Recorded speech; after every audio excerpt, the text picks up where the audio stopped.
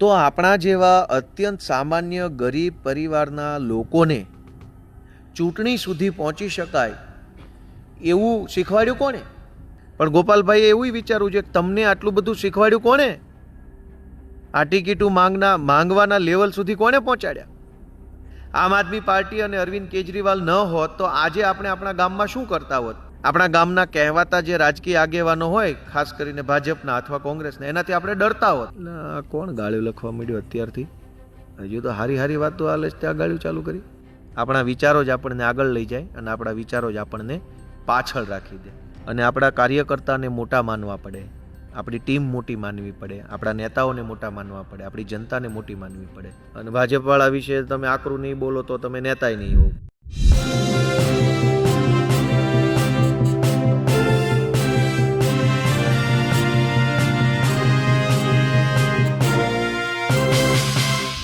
સ્થાનિક સ્વરાજની ચૂંટણીઓ માટે ઢોલ નગાડા વાગી રહ્યા છે. ઉમેદવારો અને નેતાઓ પ્રચારમાં નીકળી ગયા છે. ભાજપ હોય, કોંગ્રેસ હોય કે પછી આમ આદમી પાર્ટી, આ તમામ પાર્ટીઓ હવે એડી ચોટીનું જોર લગાવવાની શરૂઆત કરી છે. ત્યારે ગોપાલ ઇટાલિયાએ સોશિયલ મીડિયામાં લાઈવ કરીને આમ આદમી પાર્ટીને મત કેમ આપવી તેને લઈને વાત કરી છે. તેમણે સમજાવ્યું છે કે અરવિંદ કેજરીવાલે કઈ રીતે સામાન્ય લોકોને રાજનીતિમાં આવવાની અને રાજનીતિ બદલવાનું ચાન્સ આપ્યું છે. નમસ્કાર, હું છું ચિંતામણી પુત્ર પટેલ. સ્વાગત છે આપનું અમારા આ કાર્યક્રમમાં. આવો સાંભળીએ ગોપાલ ઇટાલિયાએ પોતાના લાઈવમાં શું કહ્યું.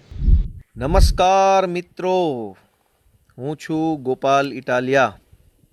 રાતના 10 વાગ્યા આસપાસ આપણે ફેસબુક લાઈવના માધ્યમથી ચર્ચા કરી રહ્યા છીએ. એક અગત્યની બાબત ઉપર મારે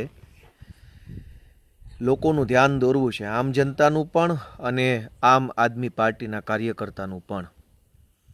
હું જ્યારે આજે આ બોલી રહ્યો છું ત્યારે આમ આદમી પાર્ટી દ્વારા અત્યાર સુધીમાં અંદાજિત 5000 જેટલા નગરપાલિકા, મહાનગરપાલિકા, તાલુકા પંચાયત, જિલ્લા પંચાયતના ઉમેદવારો જાહેર થઈ ચૂક્યા છે.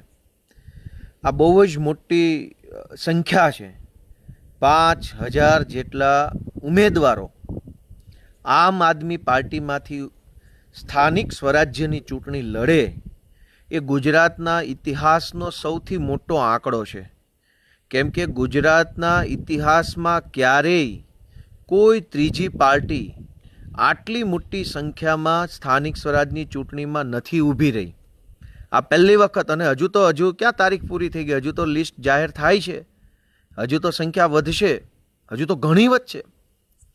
ગુજરાતના ઇતિહાસમાં કોઈ દિવસ 5000 કરતાં વધુ ઉમેદવારો સ્થાનિક સ્વરાજ્યની ચૂંટણીમાં ભાજપ કોંગ્રેસ સિવાયની પાર્ટી દ્વારા ઊભા રાખવામાં આવ્યા નથી. એટલે પહેલી વસ્તુ તો એ છે કે આમ આદમી પાર્ટી દ્વારા ગુજરાતની અંદર એક નવો ઇતિહાસ સર્જી દેવામાં આવ્યો છે, સર્જાઈ ચૂક્યો છે, જેના આપણે બધાય અભિનંદનને પાત્ર છીએ. હું, તમે અને આમ આદમી પાર્ટી સાથે સીધી રીતે કે પરોક્ષ રીતે જોડાયેલા સૌ લોકો એના શુભેચ્છાને પાત્ર છે. બીજી વાત કે ચૂંટણી આવે અને ટિકિટ આપણે માગીએ અને આપણને ન મળે તો સ્વાભાવિકપણે દુઃખ થાય, હતાશા થાય, અલગ અલગ પ્રકારના વિચારો આવે. જે માણસ રાજકીય સ્વભાવનો હોય, રાજકીય સમજણવાળો જે માણસ હોય, જેને રાજકીય રીતે બધી ખબર પડતી હોય, એ માણસને 1 કલાક કે 1 દિવસ દુઃખ લાગે. જે માણસ બિન રાજકીય હોય, સાવ સીધા સાદા સામાન્ય પરિવારમાંથી આવતો હોય, જિંદગીમાં એ રાજનીતિ ક્યારેય જોઈ ન હોય, પહેલી વખત ટિકિટ માગી હોય ને પહેલી વખત ન મળે તો એને કદાચ થોડોક લાંબો સમય દુઃખ લાગી શકે. કેમ કે રાજકીય માણસો તો શું હોય કે એને બધી ખબર જ હોય કે આ વખતે ન મળે તો આવતી વખતે શું થશે, કેમ થશે, કઈ ચૂંટણીમાં ચોકઠા કેમ ગોઠવવા, સમીકરણ કેમ કરવા, બધી જ રાજકીય માણસોને ખબર હોય. પણ મિત્રો, મારે એક અત્યંત મહત્વની બાબત માત્ર આમ આદમી પાર્ટીના કાર્યકર્તાઓના ધ્યાને મૂકવી છે, રિક્વેસ્ટ કરવી છે. અનેક લોકો સાથે મારે પાર્ટીમાં ખૂબ સારો પારિવારિક સંબંધ છે. લગભગ ગુજરાતના તમામ જિલ્લાઓમાં 10, 15, 50, 20, 100 જેટલી સંખ્યામાં કાર્યકર્તાઓ બહુ સારા મિત્રો છે. રેગ્યુલર ટચમાં હોય, એમના ઘરે ગયા હોય, જમવા સાથે ક્યારેક ગયા હોય, ફોન ઉપર ઘણી વખત લાંબી વાતો થઈ હોય, એવા અનેક મિત્રો છે આમ આદમી પાર્ટીમાં.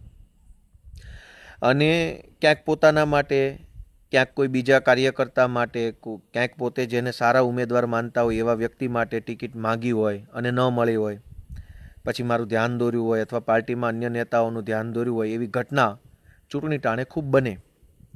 પણ મારે બધા જ મિત્રોને એક વસ્તુ ધ્યાને મૂકવી છે કે આજે આપણામાંથી જે લોકોને ટિકિટ મળી છે સ્થાનિક સ્વરાજ્યની સંસ્થાની, એમાંથી મારી દૃષ્ટિએ 85થી 90% લોકો તો એવા છે કે જે એની જિંદગીમાં પહેલી વખત રાજનીતિમાં આવ્યા છે.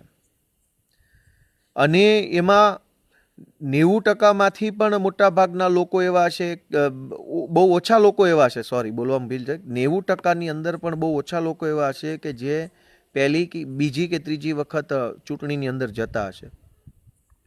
તો આપણા જેવા અત્યંત સામાન્ય ગરીબ પરિવારના લોકોને ચૂંટણી સુધી પહોંચી શકાય એવું શીખવાડ્યું કોણે? આમ આદમી પાર્ટીએ અને અરવિંદ કેજરીવાલે. જે લોકોએ ટિકિટ માંગી હોય અને કદાચ ન મળી હોય કોઈ કારણોસર, કોઈ પણ એનું કારણ હોય કે નથી મળી ટિકિટ, તો માંગનાર વ્યક્તિને મારી એક સલાહ છે કે આજ આપણે ટિકિટ માંગી શક્યા, ક્યાં ફોર્મ ભરવું, ફોર્મ ભર્યા પછી કોને આપવું, આપણને જ ટિકિટ મળે એ માટે થઈને કયા લેવલના હોદ્દાવાળા વ્યક્તિઓને ફોન કરવા, કોને ફોન કરવા, કોના દ્વારા ફોન કરાવવા, આ બધી બુદ્ધિ તમને ક્યાંથી આવી? સમજણ ક્યાંથી આવી? કોણે શીખવાડ્યું આ બધું? 7 કરોડ લોકોનું ગુજરાત બન્યું છે. એમાંથી એવું બની શકે કે 1 કરોડ જેટલા યુવાનો હશે, કદાચ વધુ પણ હોય, ઓછા પણ હોય. એ 1 કરોડ યુવાનોમાંથી 50 લાખ યુવાનો પણ નથી કે જેને આ બધી ખબર પડતી હોય કે વિવિધ રાજકીય પક્ષોમાં ચૂંટણીમાં ટિકિટ જોતી હોય તો ક્યાં ફોર્મ ભરવું, આ ફોર્મ ક્યારે મળે, આ ફોર્મ ભર્યા પછી કોને આપવું, આપ્યા પછી કોને ભલામણ કરાવવી, ભલામણ કરાવવા માટે ક્યારે ફોન કરવો, કોને ફોન કરવો, આ બધી પણ એક સમજણ આવડતનો વિષય છે. જે મિત્રોને ટિકિટ ન મળી હોય ને કદાચ મનમાં થોડાક દુઃખ લાગ્યું હોય તો તમે જે વિસ્તારમાં, જે ગામમાં રહ્યો છો એ ગામના બીજા 50 યુવાનોને પૂછો કે ભાઈ તને કાંઈ આમાં ખબર પડે છે કે પાર્ટીમાં ટિકિટો કેવી રીતે મંગાય, કેવી રીતે. તમે ધારો કે ગોપાલભાઈ ઇટાલિયા છે, એને ટિકિટ ન મળી, જિલ્લા પંચાયતની માંગી, અને ધારો કે ગોપાલભાઈને ટિકિટ ન મળી તો ગોપાલભાઈ દુઃખી થયા દાખલા તરીકે. પણ ગોપાલભાઈએ એવું વિચારવું છે કે તમને આટલું બધું શીખવાડ્યું કોણે? આ ટિકિટો માંગવાના લેવલ સુધી કોણે પહોંચાડ્યા? આમ આદમી પાર્ટી અને અરવિંદ કેજરીવાલ ન હોત તો આજે આપણે આપણા ગામમાં શું કરતા હોત? આપણા ગામના કહેવાતા જે રાજકીય આગેવાનો હોય, ખાસ કરીને ભાજપના અથવા કોંગ્રેસના, એનાથી આપણે ડરતા હોત. હું મારી વાત કરું તો આમ આદમી પાર્ટી ન હોત તો હું મારા ગામમાં કોઈ દિવસ જિંદગીમાં સરપંચ ના બની શકું, કેમ કે ભાજપ અને કોંગ્રેસ એ ક્યારેય ન બનવા દે. દરેક ગામમાં ભાજપના અને કોંગ્રેસના નેતાઓ રહે છે. દરેક મોહલ્લામાં, દરેક વિસ્તારોમાં, દરેક જ્ઞાતિમાં ભાજપનો અને કોંગ્રેસનો ઝંડો લઈને ફરનારા લોકો છે જ. આખા ગુજરાતમાં જ્ઞાતિની અંદર પણ ભાજપ કોંગ્રેસનો ઝંડો લઈને ફરનારા છે. ધર્મસ્થાનોમાં પણ ભાજપ કોંગ્રેસનો ઝંડો લઈને ફરનારા છે. ગામમાં પણ છે, તાલુકામાં પણ છે, જિલ્લામાં પણ છે. મોટા મોટા ઇન્સ્ટિટ્યુશનો જે હોય, અલગ અલગ નામની સંસ્થાઓ, સામાજિક સંસ્થાઓ કે બિન રાજકીય, એની અંદર પણ ભાજપ કોંગ્રેસનો ઝંડો લઈને ફરનારા છે. મારા તમારા જેવા સાવ સામાન્ય પરિવારના યુવાનોને રાજનીતિનું પહેલું પગથિયું ચડવા માટેની જગ્યા કરી આપે, પછી એને શીખવાડે બધું કે ભાઈ બેટા દીકરા આમાં આમ હોય, આમ ન હોય, આમ કરાય, તેમ કરાય, આમ ન કરાય, આવું બધું શીખવાડે કોણ? અને એટલે આ બધું શીખવાડનાર વ્યક્તિ કોણ ગાળ્યું લખવા માંડ્યો અત્યારથી? હજુ તો હારી હારી વાતો હાલે છે ત્યાં ગાળ્યું ચાલુ કરી. રાજનીતિની અંદર લાવે છે કોણ આપણને? આપણને રાજનીતિની અંદર બધું શીખવાડ્યું, સમજાવ્યું, કેવી રીતે પાર્ટીમાં કામ કરાય, કેવી રીતે આપણે આગળ વધી શકીએ, આ બધું શીખવાડવાનું કામ અરવિંદ કેજરીવાલ અને આમ આદમી પાર્ટીએ કર્યું છે. અને એટલે મારું દરેક મિત્રોને એક જ વિનંતી છે કે હજુ તો ઘણું શીખવાનું બાકી છે. કોઈ આ કાંઈ જીવનની પહેલી ચૂંટણી નથી. ટિકિટ મળી ગઈ તોય શું, ન મળી તોય શું. આજે આપણામાંથી અનેક યુવાનો એવા છે, હજારો યુવાનો ગુજરાતભરમાં એવા છે કે જે અવાજ ઉઠાવતા થયા, બોલતા થયા, પોલીસ સ્ટેશનોમાં જઈને વાત કરી શકે એવી એની હિંમત આવી. મામલતદાર ઓફિસોમાં, અન્ય બીજી સરકારી કચેરીઓ હોય કોઈ પણ પ્રકારની, તો ત્યાં પૂરા આત્મવિશ્વાસ સાથે વાત કરી શકે એવો આપણને હિંમત કોણે આપી? જેને ટિકિટ મળી એ માણસ અને જેને ટિકિટ ન મળી એ બંને વ્યક્તિ વિચારે કે આજથી 5 વર્ષ પહેલાં આપણે એકલા પોલીસ સ્ટેશન જઈ શકતા હતા. જેને ટિકિટ નથી મળી અને જેને મળી છે એ બંને વિચારે કે આજથી 5 વર્ષ પહેલાં આમ આદમી પાર્ટીમાં આપણે નહોતા ત્યારે આપણે મામલતદાર ઓફિસે કે કલેક્ટર ઓફિસે જઈ શકતા હતા, અથવા જઈ શકતા હતા તો ત્યાં જઈને કંઈ બોલી શકતા હતા, સાહેબો સાથે વાત કરી શકતા હતા, મોબાઈલ ઉપર રેકોર્ડિંગ કરી શકતા હતા? નહોતા કરી શકતા. તો આપણામાં હિંમત ક્યાંથી આવી? આપણને કોણે આ બધું શીખવાડ્યું? અને ટિકિટ કરતાંય તે હું તો એમ કહું છું ટિકિટનો બાપ, આપણી અંદર હિંમત જે આવી એને દુનિયાની કોઈ ટિકિટ ન પહોંચે. દરેક માણસ વિચારે જેને પાર્ટીનો હોદ્દો મળ્યો, જેને પાર્ટીની ટિકિટ મળી, જેને પાર્ટીની અંદર મંચ મળ્યું, જેને પાર્ટીમાં માઇક મળ્યું, એ દરેક વ્યક્તિ વિચારે કે પહેલાં આપણે પોલીસ સ્ટેશન જતા હતા તો આપણને કેવું લાગતું હતું, આજે આપણે કેવી રીતે જઈએ છીએ, આજે આત્મવિશ્વાસથી જઈએ છીએ. પહેલાં ડર લાગતો હતો, આજે જીઈબીની ઓફિસ, વન વિભાગની ઓફિસ, તાલુકા પંચાયત, જિલ્લા પંચાયત, સસ્તા અનાજની દુકાન, શિક્ષણ અધિકારીની કચેરી, સરકારી દવાખાના, જ્યાં પણ આપણે જઈએ છીએ તો પૂરા આત્મવિશ્વાસ અને હિંમતથી બોલી શકીએ છીએ. એ કોણે શીખવાડ્યું? આમ આદમી પાર્ટી અને અરવિંદ કેજરીવાલે શીખવાડ્યું. તો આપણા જેવા ગુજરાતના હજારો યુવાનોને હિંમત આપવાનું, રાજકીય સમજણ આપવાનું અને સમયે સમયે રાજકીય પ્લેટફોર્મ આપી અને નેતા બનાવવાનું કામ અરવિંદ કેજરીવાલે અને એની આમ આદમી પાર્ટીએ કર્યું છે. તો આપણા બધાની સહિયારી ફરજ શું છે? સામૂહિક ફરજ શું?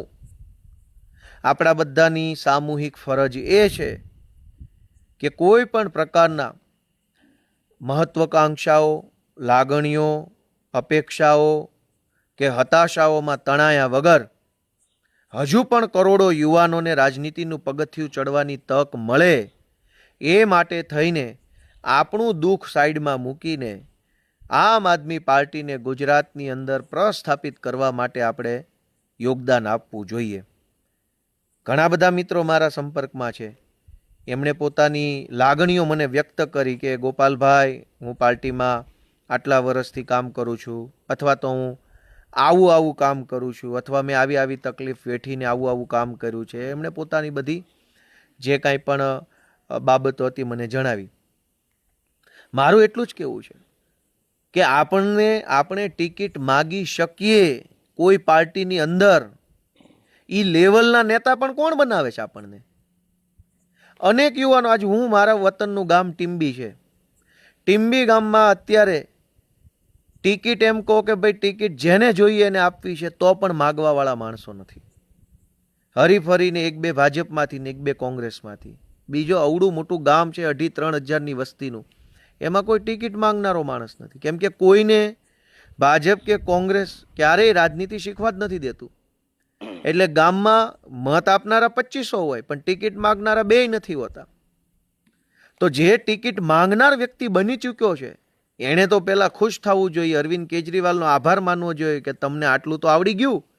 કરોડો લોકોને તો માગતાય નથી હજુ આવડતું, કેમ કે રાજનીતિ ખબર જ નથી કેવી રીતે ચાલે છે, કેવી રીતે આ પ્લેટફોર્મ કામ કરે છે, કેવી રીતે હોય છે વગેરે.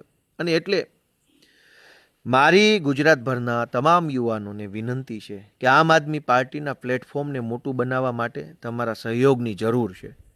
રાજનીતિ તો એન્ડલેસ છે, અંતહીન, આનો કોઈ અંત નથી. ગોપાલભાઈ મરી જશે અને બધાય મરી જશે તો રાજનીતિ ચાલતી રહેશે. પણ રાજનીતિમાં નવા માણસો આવતા રહે, નવા વિચારો ધરાવતા યુવાનો આવતા રહે, નવું અલગ પ્રકારની ડિગ્રીઓ લઈ ભણેલા અલગ વિષયોના જાણકાર માણસો આવતા રહે, તો રાજનીતિનો પ્રવાહ જે છે એમાં સતત એક તાજગી ભરી રહે. આજે શું થયું? તમે જિલ્લા પંચાયતની ચૂંટણીઓનો માહોલ જોશો તો લગભગ ગુજરાતના દરેક જિલ્લામાં ભાજપ અને કોંગ્રેસમાં છાપેલા કાટલાઓ જ ટિકિટની લાઈનમાં ઊભા છે.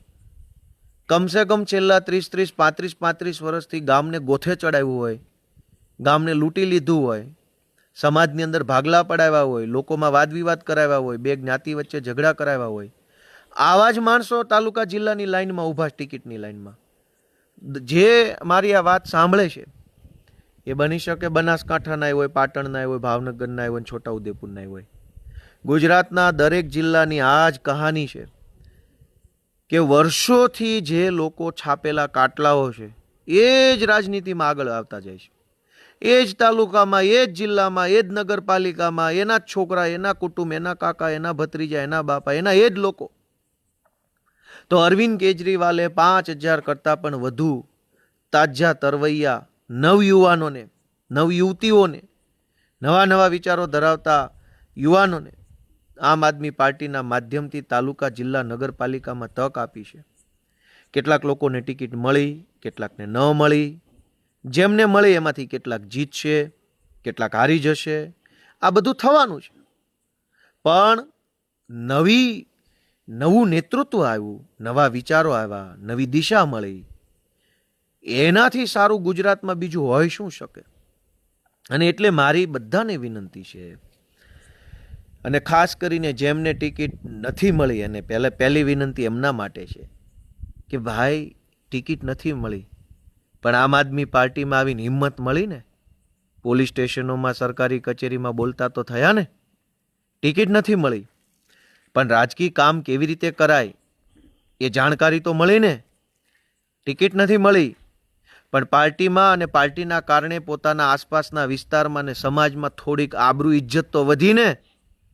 આપણે કોઈ પાર્ટીમાં ન હોઈએ તો પાનના ગલ્લે આપણી નોંધ ન લેવાતી હોય, પણ તમે આમ આદમી પાર્ટીનો કાર્યકર્તા બનો એટલે તમારા જ્ઞાતિના વોટ્સએપ ગ્રુપમાં, કુટુંબમાં, પરિવારમાં, સગાવાલામાં નોંધ લેવા લાગે કે રમેશભાઈનો છોકરો તો ઝાડુવાળામાં જોડાણો છે, કેજરીવાલમાં જોડાણો છે, ઈશુદાનની પાર્ટીમાં છે, ગોપાલની પાર્ટીમાં છે, આવું બધું બોલે.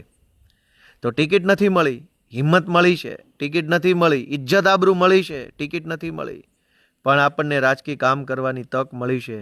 તો ભવિષ્યમાં ટિકિટ પણ મળશે, હોદ્દા પણ મળશે, સરકારમાં મંત્રી પણ બનશો. જરૂરી થોડું છે આ કોઈ પૃથ્વી થોડી પ્રલય થઈ જવાની છે કે આ ચૂંટણી પછી પ્રલય આવશે અને બધું આખી માનવ સૃષ્ટિ નાશ પામશે. એવું તો કાંઈ થવાનું નથી.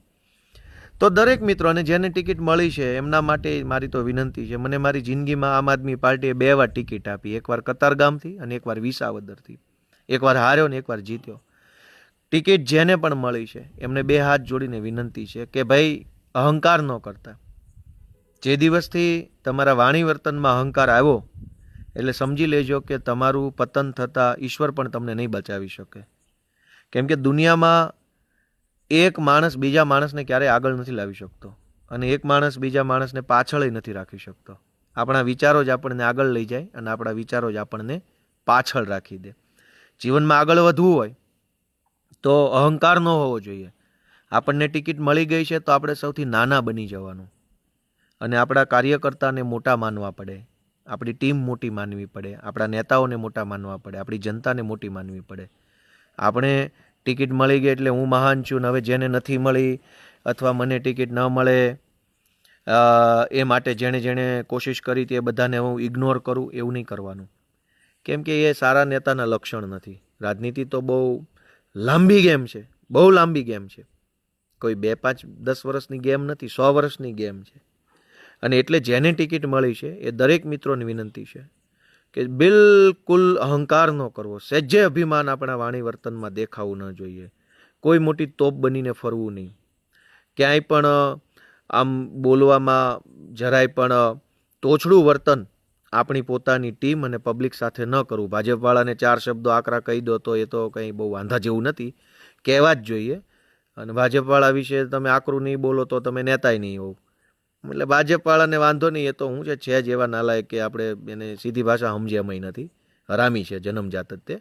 એટલે એને કહી દો એને વાંધો નથી, પણ આપણી પોતાની ટીમ, સમાજ, જનતા, સમાજના વડીલો એમને ક્યારેય આપણે એવું વર્તન ન કરવું કે અહંકારી દેખાય. એટલે જેને ટિકિટ મળી છે એ વિનમ્ર બનીને રહે, સરળ બનીને રહે, કોઈ ખોટો શો ઓફ ન કરે. નથી મળી એ મિત્રોને ટિકિટ મળતા પહેલાં બીજું ઘણું બધું મળ્યું છે. મેં ગણાવ્યું એમ હિંમત મળી, સમાજમાં રિકગ્નિશન, અંગ્રેજી શબ્દ છે રિકગ્નિશન, એટલે કે ઓળખ. આજ કરોડો લોકોની આમ કોઈ ઓળખ નથી. રેલવે સ્ટેશન સામે મળી જાય તો આપણે બેઠા હોય, પૂછે ભાઈ, તેમ કે મારું નામ રમેશ. બહુ તો પોતાનું ગામનું નામ જણાવી શકે, બહુ તો પોતાની જ્ઞાતિ જણાવી શકે. એનાથી આગળ ઓળખ નથી. જ્યારે તમે હશો, તમને કોઈ પૂછશે, અમે તો હું આમ આદમી પાર્ટીના ઢેકણા પૂછડા સંગઠનનો મંત્રી છું, આવું તમે બોલો તો એ તમારી ઓળખ છે. આમ આદમી પાર્ટીના પ્રદેશમાં, તાલુકામાં, જિલ્લામાં, મહાનગરના મોરચામાં, ઉપપ્રમુખમાં ફલાણ, તો એ ઓળખ છે. તો આપણને હિંમત, ઓળખ, આવડત આ બધું જ આમ આદમી પાર્ટીના માધ્યમથી અરવિંદ કેજરીવાલજીએ આપ્યું છે. હજુ પણ આપણે મહેનત કરીશું, સંઘર્ષ કરીશું તો વધુ મળશે. પણ ટિકિટ મળી હોય એને, ટિકિટ ન મળી હોય એને, ટિકિટ ન માગી હોય એને, એ બધાને એક જ વિનંતી છે કે આ પ્લેટફોર્મ, આમ આદમી પાર્ટીના પ્લેટફોર્મને જીવતું રાખવું, આગળ વધતું રાખવું એ આપણા બધાની સહિયારી જવાબદારી છે. જો આ પ્લેટફોર્મ નહીં હોય તો મારા તમારા જેવા ગામડાઓમાં જન્મેલા લોકોની કોઈ વેલ્યુ ક્યારેય થવાની નથી. કીડા મકોડાની જેમ આપણે બધાને જીવવું પડશે. આજ જો આપણા જેવા સામાન્ય પરિવારમાં જન્મેલા સાવ બિન રાજકીય પરિવારના માણસોની કદર થવા લાગી હોય તો એનું એકમાત્ર કારણ છે આમ આદમી પાર્ટી. અને આમ આદમી પાર્ટીના એક ઉમેદવારને વધુને વધુ મત અપાવવા એ આપણી સહિયારી જવાબદારી છે. આપ સૌને હું ખૂબ ખૂબ શુભેચ્છા પાઠવું છું અને ફરી એક વખત આ આમ આદમી પાર્ટી ગુજરાતમાં સફળ થાય, મજબૂત થાય એવા કામની શુભેચ્છાઓ પાઠવતા મારી વાત પૂરી કરું છું. જય જય ગરવી ગુજરાત. ગોપાલ ઇટાલિયા આમ તો તર્ક આપી રહ્યા છે, પોતાની વાત કહી રહ્યા છે, પણ એનાથી આપ કેટલા સંમત છો જરૂરથી મારા કોમેન્ટ બોક્સમાં કોમેન્ટ કરજો. એ સિવાય અમારી યુટ્યુબ ચેનલ લાઈક કરો, સબસ્ક્રાઇબ કરો, બેલ આઇકન દબાવો. સાથે અમારી વેબસાઇટ છે www.gujaratplus.in, ત્યાં પણ જઈને તમે વધુ અપડેટ થઈ શકો છો. અત્યાર માટે બસ આટલું જ. નમસ્કાર.